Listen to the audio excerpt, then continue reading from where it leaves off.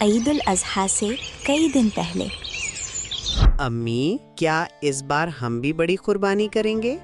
بیٹا، اس سال حالات اچھے نہیں ہیں اور ہمارے پاس پیسے بھی نہیں ہیں، لیکن اللہ بہت بڑا ہے، اللہ خیر کرے گا۔ اسی وقت احمد کے والد گھر آتے ہیں۔ احمد اس سے سیدھا کہتا ہے، ابا جان، کیا اس بار ہم بھی قربانی کریں گے؟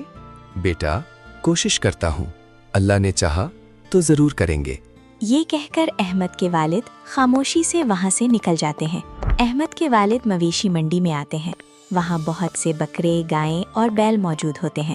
لوگ خرید و فروخت میں مصروف ہوتے ہیں۔ اچانک احمد کے والد کی نظر ایک خوبصورت بکرے پر پڑتی ہے جو انہیں بہت پسند آتا ہے۔ بھائی، یہ بکرا کتنے کا ہے؟ بھائی، یہ 60,000 کا ہے۔ بھائی، کچھ قیمت کم کرو، بہت زیادہ ہے۔ نہیں بھائی، اس سے کم میں 1 روپیہ بھی نہیں ہوگا۔ پھر احمد کے والد نے کئی جگہ پوچھا، لیکن بکرے اور گائیں بہت مہنگی تھیں، اس لیے وہ مایوس ہو کر گھر کی طرف روانہ ہو گئے۔ اسی گاؤں میں مشہور ڈاکو بھی رہتے تھے، لیکن کسی کو معلوم نہیں تھا کہ وہ کون ہے۔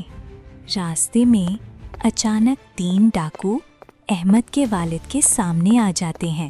جتنے پیسے ہیں نکالو، ورنہ جان سے مار دیں گے۔ بھائی، خدا کے لیے مجھے چھوڑ دو، ان پیسوں سے میں قربانی کا جانور خریدوں گا۔ میں تم سے کہتا ہوں کہ یہ پیسے نکالو، ورنہ تمہیں مار دوں گا۔ پھر ڈاکو احمد کے والد سے 20,000 روپے چھین لیتے ہیں اور وہاں سے چلے جاتے ہیں۔ لیکن جاتے ہوئے وقت ایک ڈاکو کی جیب سے کچھ گر جاتا ہے جس کا اسے پتہ نہیں چلتا۔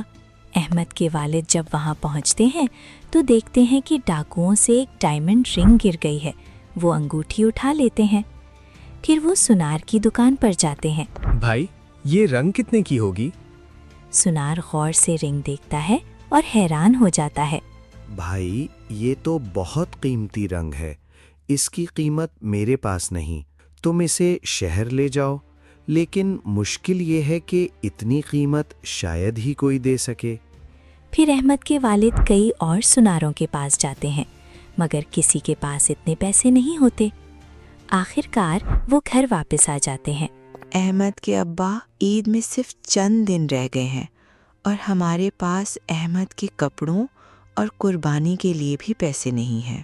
فکر نہ کرو، سب ٹھیک ہو جائے گا۔ لیکن وہ اپنی بیوی کو رنگ کے بارے میں کچھ نہیں بتاتے اور دوبارہ شہر کی طرف روانہ ہو جاتے ہیں۔ راستے میں ایک بوڑھا شخص آتا ہے، ایک آواز لگاتا ہے کہ مدد کرو۔ بابا جی، میں آپ کی کیا مدد کر سکتا ہوں؟ بیٹا، میں 2 دن سے بھوکا ہوں اور یہیں پڑا ہوں۔ ڈاکو مجھ سے زبردستی ایک ڈائمنڈ رنگ چھین کر لے گئے۔ وہ بہت قیمتی تھی، اگر مجھے واپس نہ ملی تو میں برباد ہو جاؤں گا۔ پھر احمد کے والد سمجھ جاتے ہیں کہ یہ رنگ اسی بوڑھے آدمی کی ہے اور انہیں محسوس ہوتا ہے کہ یہ رنگ واپس کرنی چاہیے۔ پھر احمد کے والد رنگ نکالتے ہیں اور بوڑھے آدمی سے کہتے ہیں، بابا جی، کیا آپ کی رنگ ایسی تھی؟ ہاں بیٹا، یہی میری رنگ ہے، لیکن تمہارے پاس کیسے آئی؟ کیا تم بھی ان ڈاکوؤں میں شامل تھے؟ نہیں بابا جی، میں ڈاکو نہیں ہوں۔ پھر احمد کے والد ساری بات سچ سچ بتا دیتے ہیں اور رنگ واپس کر دیتے ہیں۔ بیٹا، تم بہت ایماندار ہو۔ میں تمہارا امتحان لے رہا تھا اور تم اس میں کامیاب ہو گئے۔ بابا جی، کیسا امتحان؟ بیٹا، میں حقیقت میں بوڑھا نہیں ہوں، میں ایک جن ہوں۔ اچانک وہ بوڑھا آدمی جن کی شکل میں بدل جاتا ہے۔ مانگو، تمہیں کیا چاہیے؟ جن صاحب، مجھے کچھ نہیں چاہیے، بس اتنا کر دیں کہ میرے بچے کے لیے ایک بکرا مل جائے تاکہ ہم قربانی کر سکیں۔ پھر جن جادو سے ایک بڑا خوبصورت بکرا پیدا کرتا ہے اور ساتھ میں ایک جادوئی لاٹھی بھی دیتا ہے۔ یہ تمہاری ایمانداری کا انعام ہے۔ یہ کہہ کر جن غائب ہو جاتا ہے اور احمد کے والد گھر کی طرف روانہ ہو جاتے ہیں۔ کچھ فاصلے کے بعد وہ ایک عجیب منظر دیکھتے ہیں۔ या अल्लाह, ये मैं क्या देख रहा हूँ? कहीं मैं ख्वाब तो नहीं देख रहा? वो देखते हैं कि वही डाकू एक पहाड़ के अंदर सोना और दौलत छुपा रहे हैं। अच्छा, तो ये लोग सारा चोरी का माल यहाँ छुपाते हैं, लेकिन मैं इन्हें ऐसे नहीं छोड़ूंगा। फिर वो एक दरख्त के पीछे छुप जाते हैं और बकरे को भी छुपा देते हैं।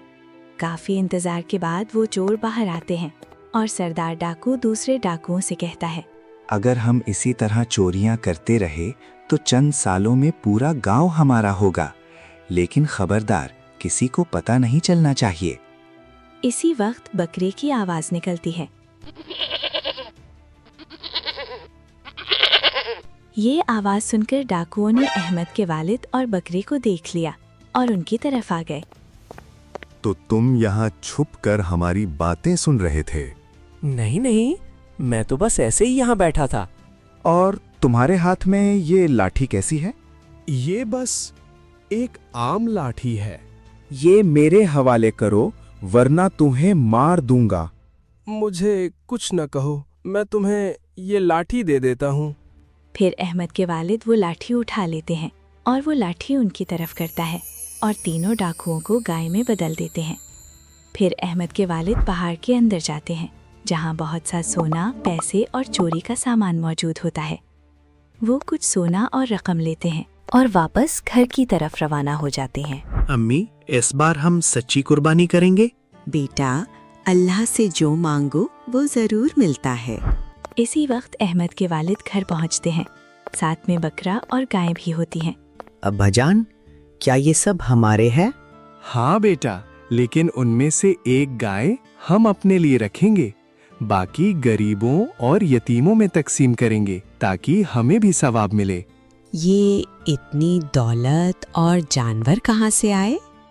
फिर अहमद के वालिद सारी कहानी सुना देते हैं।